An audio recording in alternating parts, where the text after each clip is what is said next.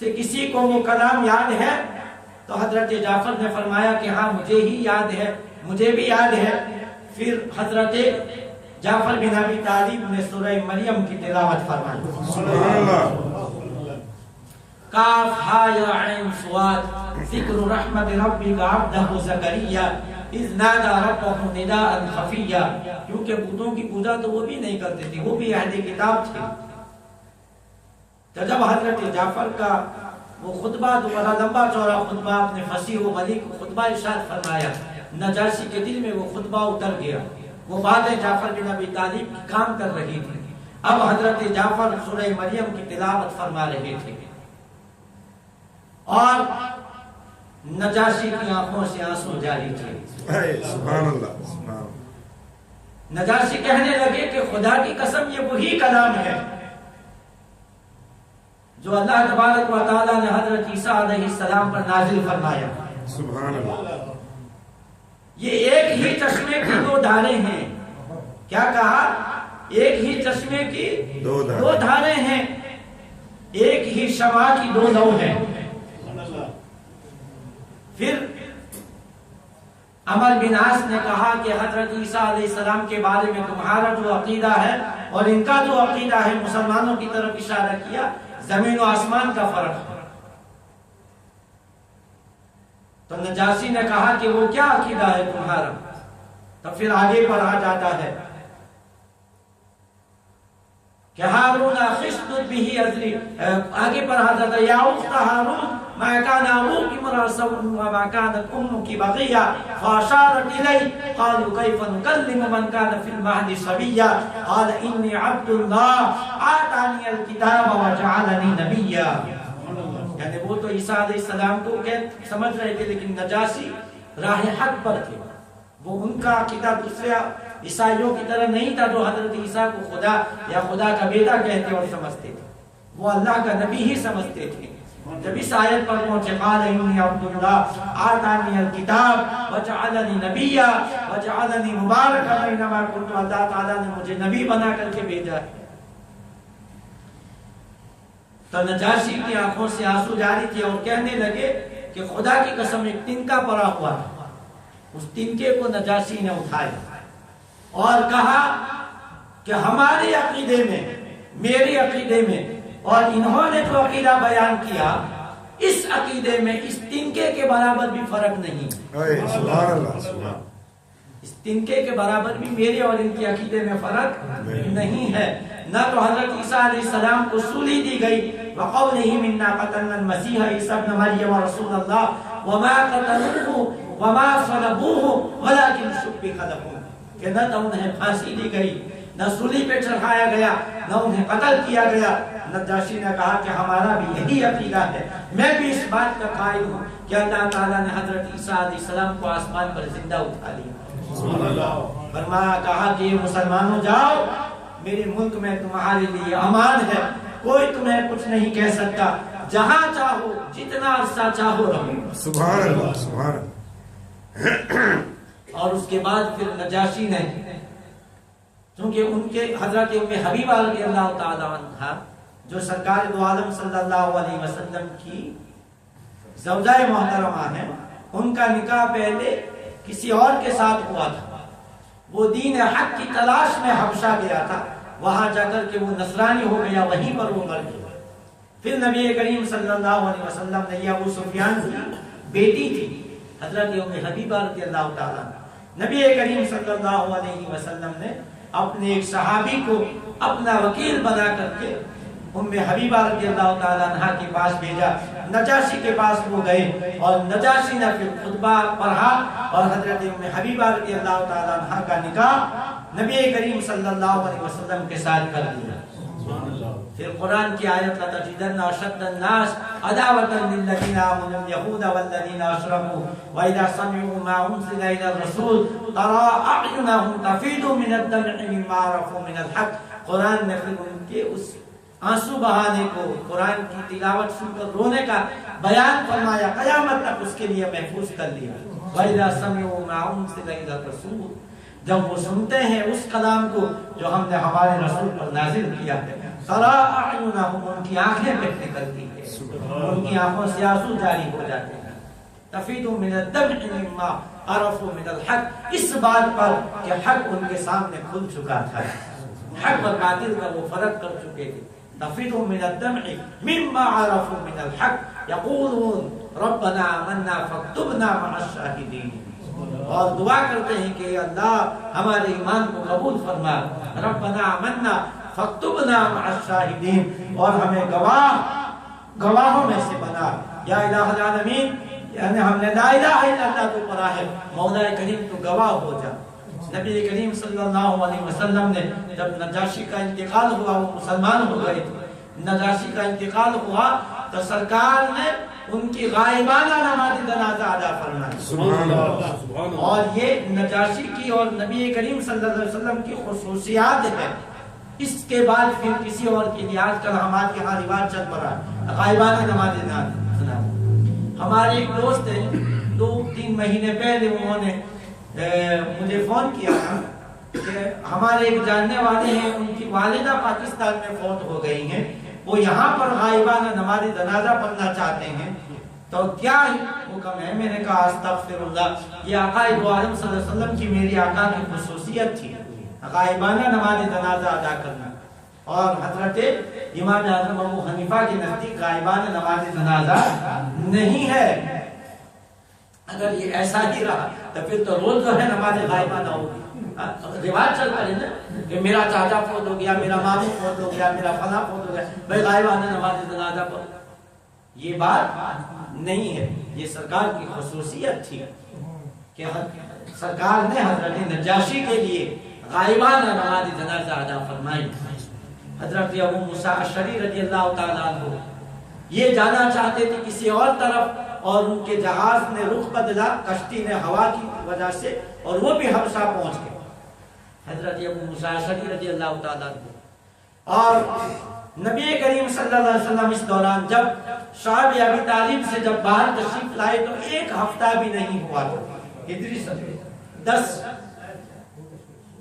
ہجری سن 62 کا یہ 10واں سال تھا نبی کریم صلی اللہ علیہ وسلم کے اعلان نبوت کا۔ سرکار کی عمر مبارک 50 سال کی تھی، اور صحابہ ابی طالب سے باہر آتے ہی 1 ہفتے میں حضرت ابو طالب اس دنیا سے انتقال فرما گئے۔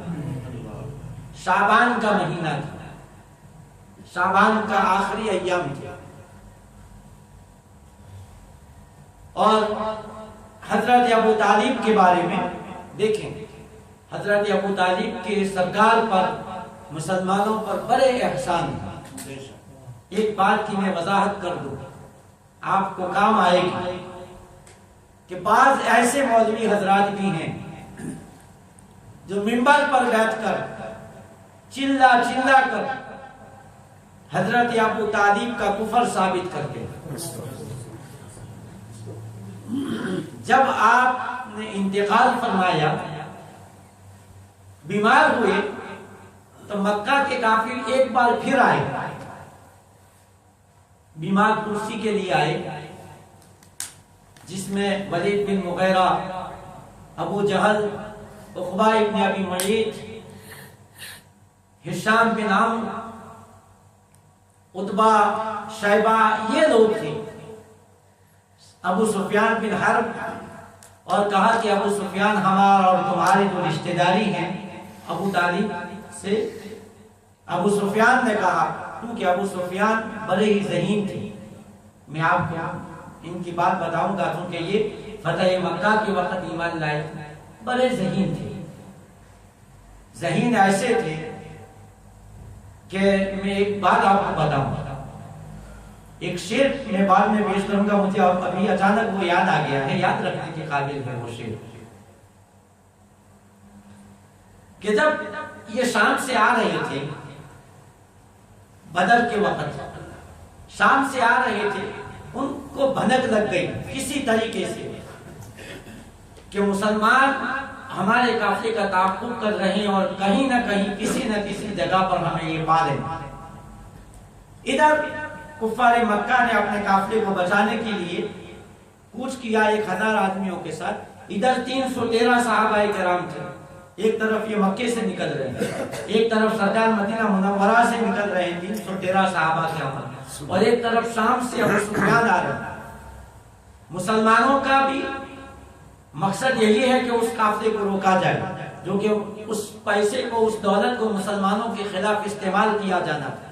کفار مکہ یہ بات طے کر چکے تھے کہ وہ قافلہ جو شام سے آئے، اس میں سے جو بھی کمائی ہو ہم اپنے گھر نہیں لے جائیں گے۔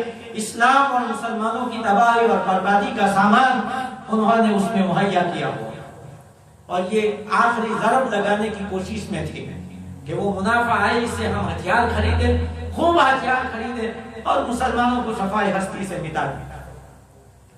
اب ابو سفیان نکلے، ان کو بھنک لگ گئی، کسی طریقے سے یہ مسلمانوں سے، صحابہ کرام سے اپنے قافلے کو بچانے میں کامیاب ہو گئے، اور وہ راستہ جو یوزول شام سے مکہ آنے جانے کے لیے استعمال ہوتا تھا، جو شاہراہ استعمال ہوتی تھی، وہ راستے کو آپ نے چھوڑ دیا، اور بالکل نئے، اگرچہ وہ مشکل تھا، تھوڑا لمبا راستہ تھا، لیکن بالکل نیا راستہ انہوں نے اختیار کیا، جو ساحل سمندر کے ساتھ ساتھ جاتا تھا، یعنی سمندر اس سے بہت نزدیک تھا، اتنا دور نہیں تھا، تو بالکل نیا راستہ انہوں نے نکالا، اور کسی طریقے سے وہ مکہ پہنچنے میں کامیاب ہو گئے۔ اتنے ذہین تھے۔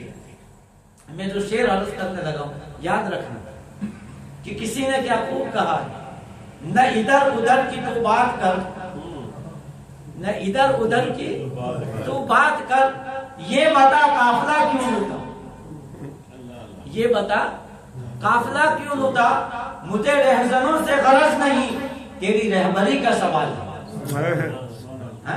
یعنی جو کہتے ہیں کہ جو اس زمانے میں قافلے چلتے تھے، آج تک چلتے تھے، 200 سال 100 سال پہلے قافلے جو ہے تجارتی قافلے چلا کرتے تھے ایک شہر سے دوسرے شہر، ہمارے ملکوں میں بھی یہی تھا، تو رہزن ہوتے تھے، ڈاکو ہوتے تھے جو ان کو گھیر لیتے تھے۔ ہمارے یہاں پر امیر علی نام کا ایک شخص تھا انگریزوں کے زمانے میں، جو ریشمی یہ رکھتا تھا، رومال رکھتا تھا، اس کی ایک گینگ تھی، ہزاروں آدمیوں کو وہ قافلے والوں میں شامل ہو جاتے مسافر بن کر، اور رات کے وقت جب یہ محفلیں سجتی تھی قافلے والوں کی، تو یہ کیا کرتے کہ جو قافلے والے ہوتے ان کے ساتھ ساتھ بیٹھ جاتے، اور اپنے سردار کا اشارہ ہوتے ہی پیلا رومال وہ رکھا کرتے تھے اپنے ساتھ، تو وہ پیلا جو رومال ہوتا تھا قافلے والوں کی گردن میں وہ پھنسا دیتے تھے، سب کو یہ مار دیتے تھے۔ بہت بڑی اس پر کتاب لکھی گئی ہے، جو میں نے کئی دفعہ اس کتاب کو پڑھا، اتنی موٹی کتاب ہے۔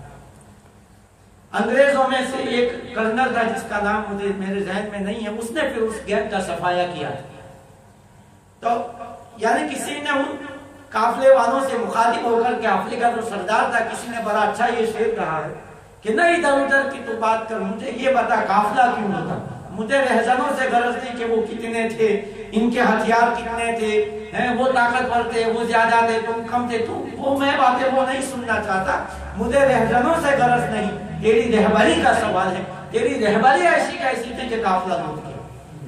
تو یہ ابو سفیان ایسے رہبر کہ قافلے کو لوٹنے نہیں دیا، قافلے کو برباد نہیں ہونے دیا، بلکہ راستہ بچا کر کے نکل گیا۔ تو میں نے کہاں سے بات کی تھی؟ ان کے پاس گئے کیا؟ ابو طالب کے پاس؟ ہاں، ابو طالب کے پاس یہ گئے اور کہا کہ ہماری اور تمہاری جو رشتہ داری ہیں ان کو آپ اچھی طرح سے جانتے ہیں، اب ہمیں نہیں پتا کہ تمہاری زندگی کب تک وفا کرے گی ابو طالب، لیکن جاتے جاتے ہم اس لیے آئے ہیں کہ ہماری اور محمد صلی اللہ علیہ وسلم کے درمیان صلح کرا، کچھ باتیں ہم ان کی مان لیں، کچھ باتیں یہ ہماری مان لیں، معاملہ ختم ہو، آپ دنیا سے جائیں تو دنیا سے جانے سے پہلے امن امان دیکھ کر کے جائیں۔ یہ پیشکش لے کر کے آئے تو سرکار کو بلائے گئے۔ ابو طالب نے کہا کہ بھتیجا دیکھو یہ آئے ہیں اور کچھ باتیں ایسی کہہ رہے ہیں جو جس پر غور کیا جا سکتا ہے۔ تو ابو جہل نے کہا کہ ہم ان کی بات ماننے کے لیے تیار ہیں، لیکن وہ بھی ہماری کچھ باتیں مان لیں۔ سرکار نے فرمایا کہ میں تم سے کوئی 10-20 بات نہیں منوانا چاہتا، ایک بات میری مانو، قولوا لا الہ الا اللہ تفلحوا، لا الہ الا اللہ کہہ دو کامیاب ہو جاؤ گے۔ دنیا کی دولت تمہارے قدموں میں ہوں گے، دنیا کے بادشاہوں کے تاج تمہارے قدموں میں ہوں گے، اللہ تبارک و تعالیٰ تمہیں دنیا میں بھی اور آخرت میں بھی عزت عطا فرمائے گا۔ میں جو دین لے کر کے آیا ہوں اس دین کے بارے میں غور کرو اور بتوں کی پوجا کو چھوڑ کر اللہ وحدہ لا شریک کی عبادت کرو، بس یہی میری ایک بات ہے۔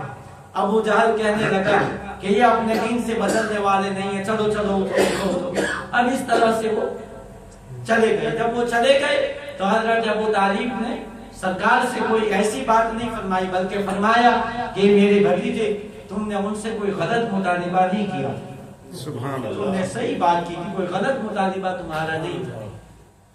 اب جب یہ بات ہوئی تو نبی کریم صلی اللہ علیہ وسلم کو حضرت ابو طالب کے ایمان کی امید جاگ اٹھی۔ آپ نے خیال فرمایا میرے آقا نے کہ شاید ابو طالب ایمان لے آئے، تو فرمایا سرکار دو عالم صلی اللہ علیہ وسلم نے کہ چچا تم بھی میری لائی ہوئی شریعت کو قبول کر لو، میرے لائے ہوئے دین کو قبول کر لو۔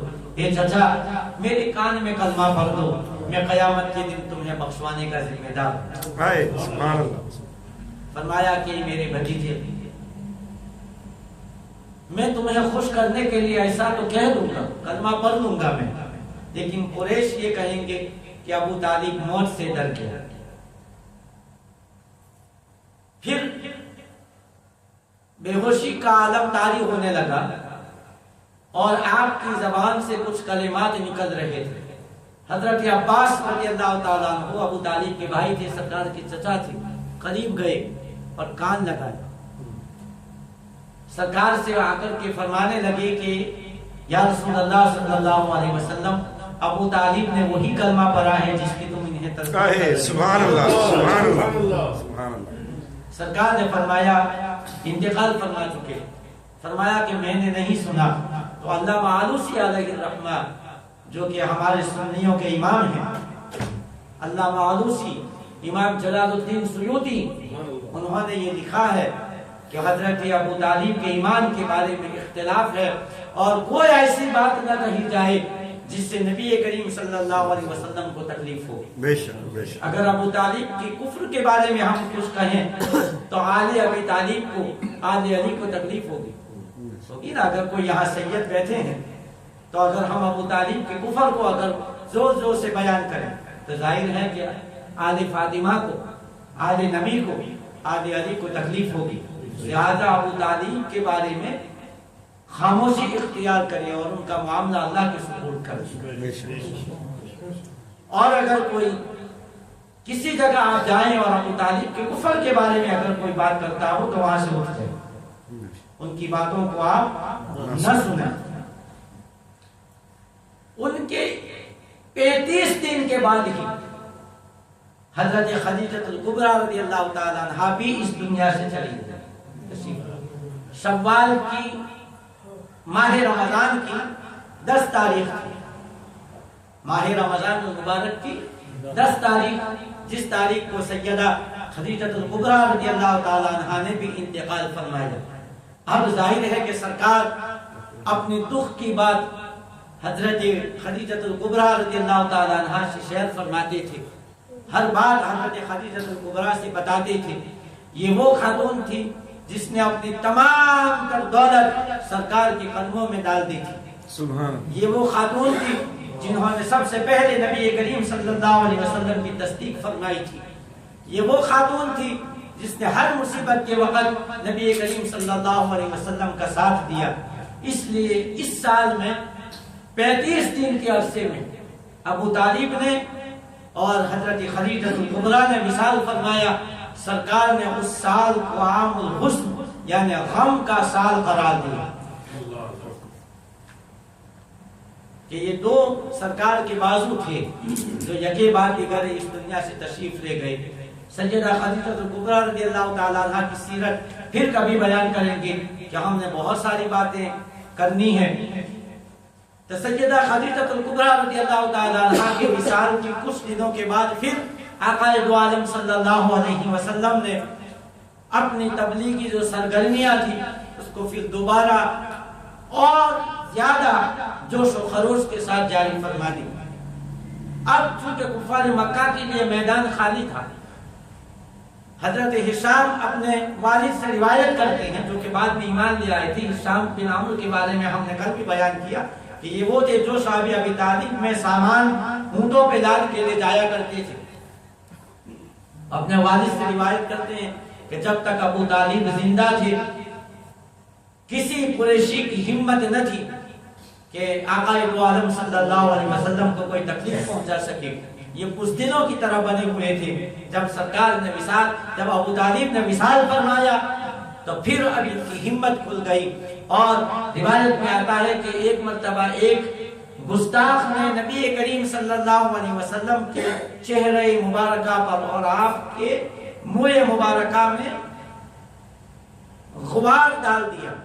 اب غبار اور ریت اس طرح تھا، جب آقا صلی اللہ علیہ وسلم اپنے گھر تشریف لائے تو آپ کی بیٹیاں حضرت رقیہ، حضرت ام کلثوم رضی اللہ تعالیٰ عنہا، ظاہر ہے کہ یہ جوانی کے دہلیز پر قدم رکھ رہی تھی۔ حضرت فاطمہ الزہرا رضی اللہ تعالیٰ عنہا 10 سال سے کچھ زائد ان کی بھی عمر تھی۔ تو حضرت ام کلثوم نے اور حضرت فاطمہ الزہرا رضی اللہ تعالیٰ عنہا نے جب نبی کریم صلی اللہ علیہ وسلم کو اس حالت میں دیکھا تو ان کی آنکھوں سے آنسو جاری ہو گئے۔ اب ایک باپ کہ ماں بھی نہیں ہے، چچا وہ بھی اس دنیا سے تشریف لے گئے، کفار مکہ کے ظلم و ستم روز بروز بڑھ رہے تھے۔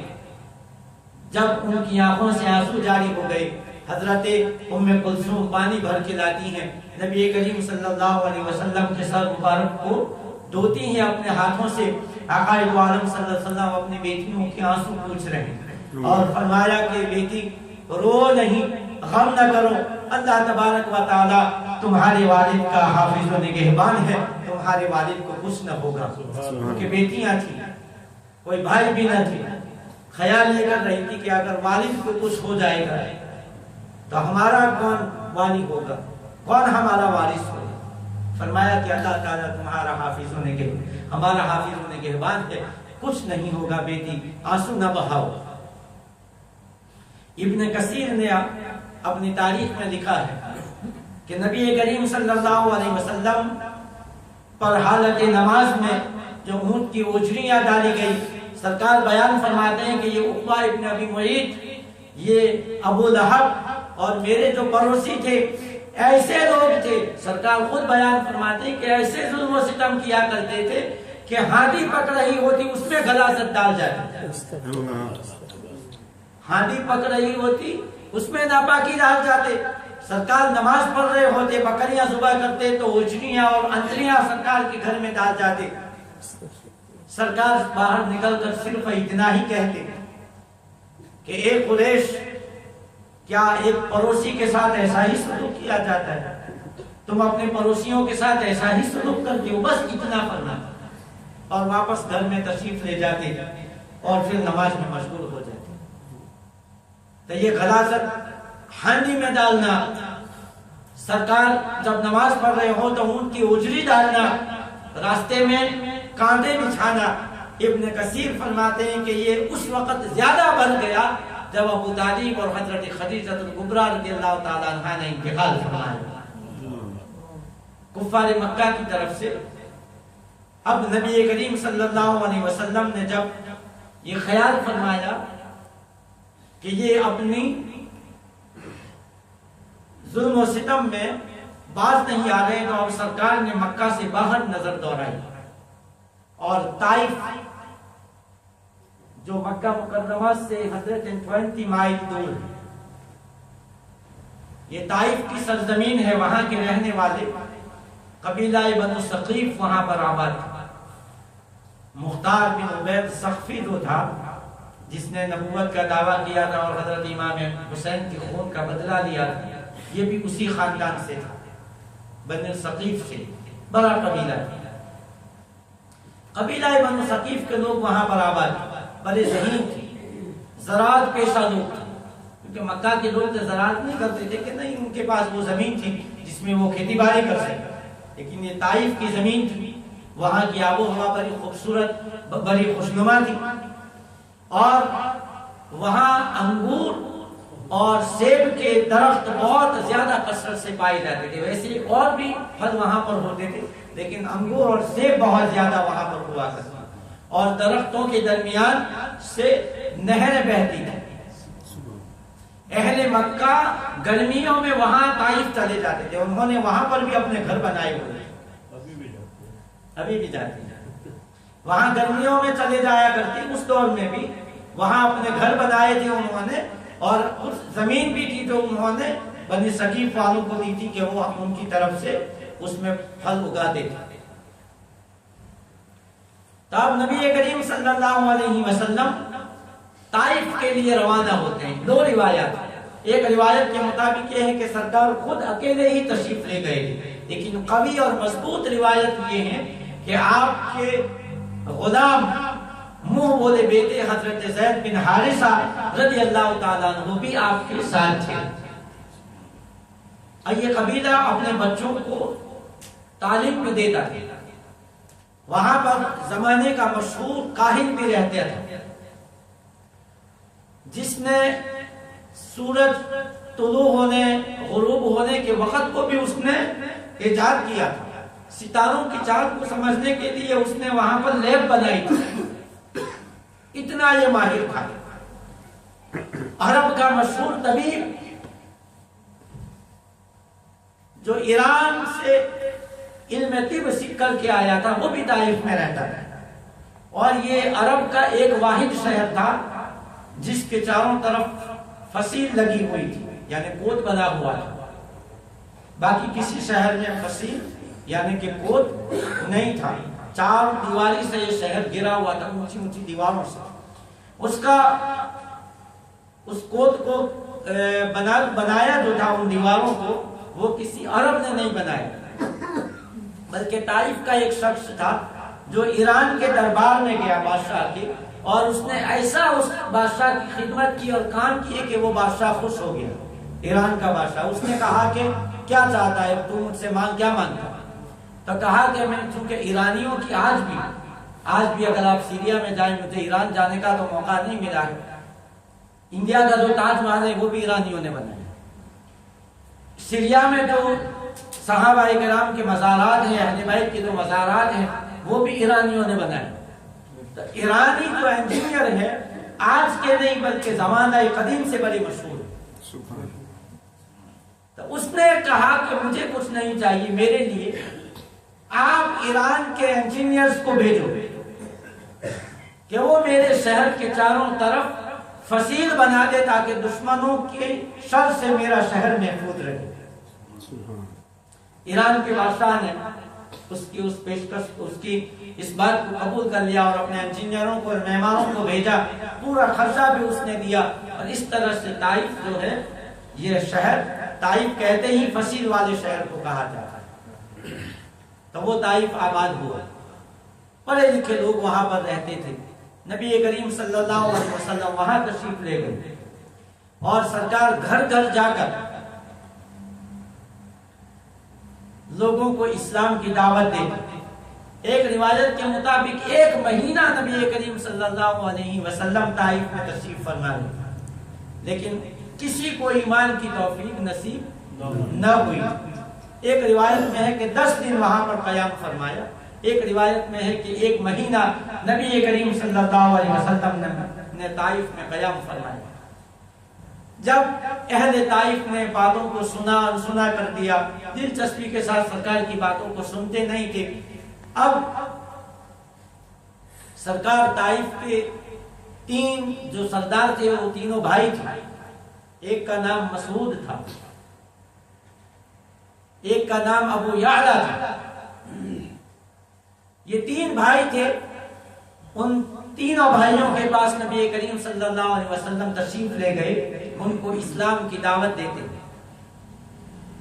تو ایک کہنے لگا کہ اگر تم اللہ کے رسول ہو، اللہ تعالیٰ نے تمہیں رسول بنا کر کے بھیجا ہے، پھر تو کعبہ کا غلاف گویا میں نے پارا پارا کر دیا، ٹکڑے ٹکڑے کر دیا، یعنی گستاخی کی کیا؟ تمہیں ہی اللہ تبارک و تعالیٰ نے رسول بنایا. اگر ایسا ہی ہوا تو پھر تو خانہ کعبہ کا وجود نہ رہے گا، نعوذ باللہ من ذالک.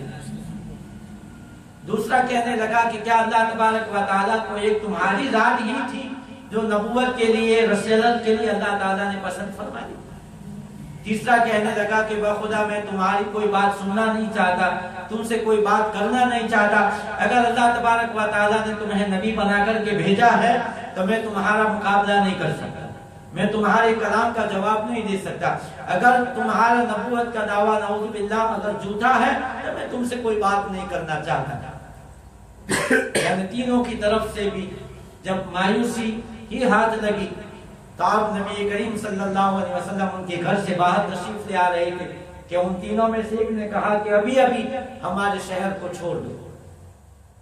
اب سرکار جن راستوں سے گزرنے والے تھے انہوں نے ان بدماشوں کو جو جن کو اسٹریٹ بوائے کہا جاتا ہے ان کو سرکار کے پیچھے لگا دیا.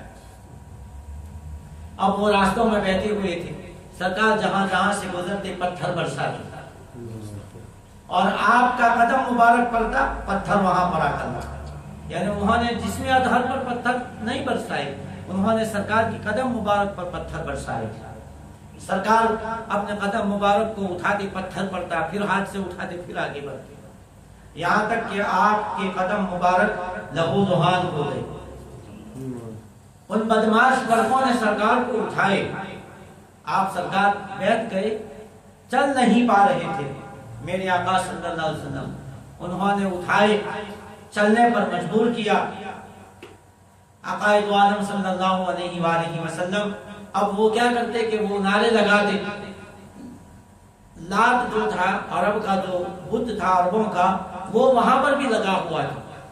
وہ اپنے معبودوں کی جے بلاتے، ان کو پکارتے، نبی کریم صلی اللہ علیہ وسلم کی شان میں گستاخیاں کرتے، آوازیں کستے. کوئی نعوذ باللہ پاگل کہتا، کوئی نعوذ باللہ مجنون کہتا. اسی طرح سے شور شرابہ کر رہے ہیں. اور یہ طائف والوں نے اپنے مہمان کے ساتھ یہ سلوک کیا تھا. سرکار فرماتے ہیں کہ جب میں طائف سے باہر نکلا تو میں نے دیکھا کہ ایک ابر بالکل قریب آ گیا، اور اس ابر میں نے دیکھا کہ حضرت جبرائیل امین سوار. جبرائیل امین میرے پاس آئے اور کہا کہ یا رسول اللہ صلی اللہ علیہ وسلم، اللہ تبارک و تعالیٰ کے حکم سے میں آیا ہوں، میرے ساتھ یہ پہاڑوں کا فرشتہ بھی ہے اور بادلوں کو چلانے والا فرشتہ بھی ہے. آپ حکم فرمائیں، آپ اجازت دیں تو یہ جو پہاڑوں کا فرشتہ ہے یہ دونوں پہاڑوں کو ملا دے، ان کو کرش کر دے. اگر آپ حکم فرمائیں تو آسمان سے یہ جو بادلوں کا فرشتہ ہے ان پر پتھر برسائے. میرے آقا صلی اللہ علیہ وسلم نے فرمایا کہ میں نہیں چاہتا کہ ان کو ہلاک کر دیا جائے، میں نہیں چاہتا کہ ان کو برباد کر دیا جائے. میں چاہتا ہوں کہ اگر یہ ایمان نہیں